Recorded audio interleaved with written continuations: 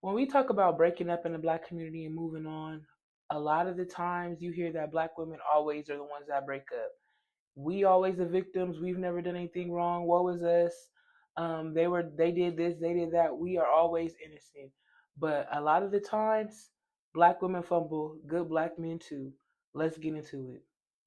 A lot of sisters are under the guise that if they don't cheat, you know what I mean, then they're good women. If they cook a couple of meals, they're good women. If they clean or they're there, they're good women. But a lot don't realize that the things that we do for our men, if we're not doing it with gratefulness and a good attitude, it's useless. If we're gonna bring it up and throw into someone's face what we've done, it's useless. That doesn't show character. That shows that we're doing something to be acknowledged. We're doing something to get credit. And don't get me wrong, that's human nature. But a good person does things without reward. A good person does things without expectation. A good person does things just because they're good. Is there anything I could have done to save our relationship? Keisha, I think you're a great person.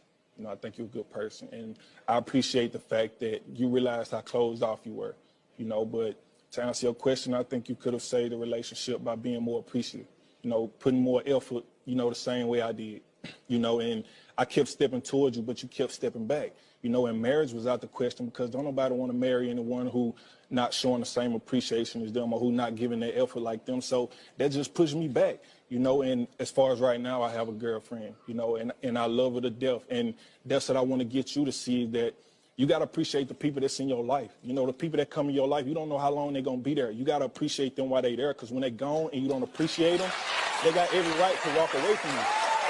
And that's what I wanted to get you to see. So I'm sorry if it hurt. I'm sorry if it hurt you, but I just hope you got the closure you was looking for. Sometimes we have this long list of expectations, this long list of standards, this long list of the things that we expect and the things that we won't settle for.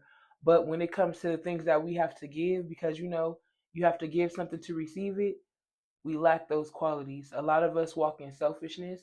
A lot of us walk in a spirit of entitlement.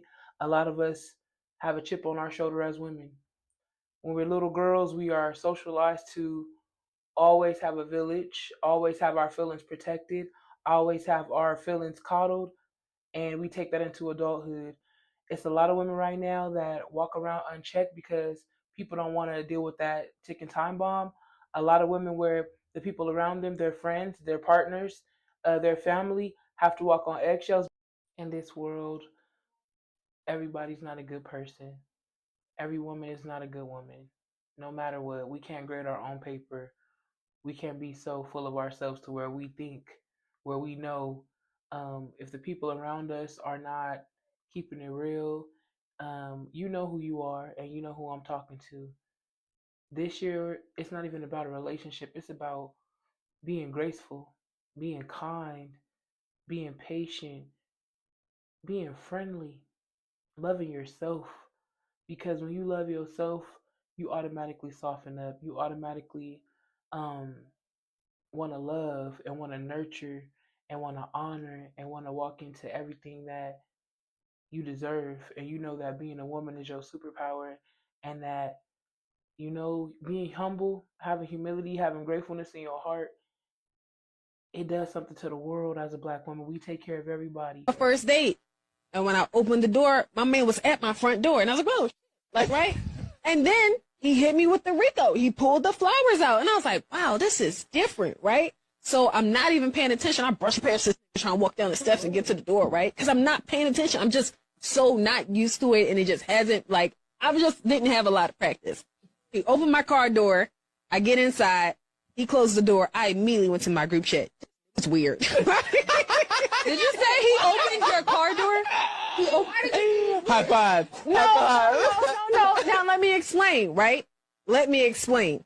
By the time we got to the restaurant, my follow-up text was, y'all, that's my bad. I just realized and all that stuff we be talking about, we don't really want it. And I felt like he technically did everything that we be saying we be wanting.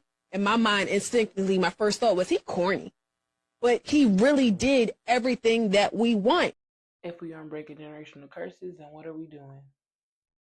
What are we doing? Message.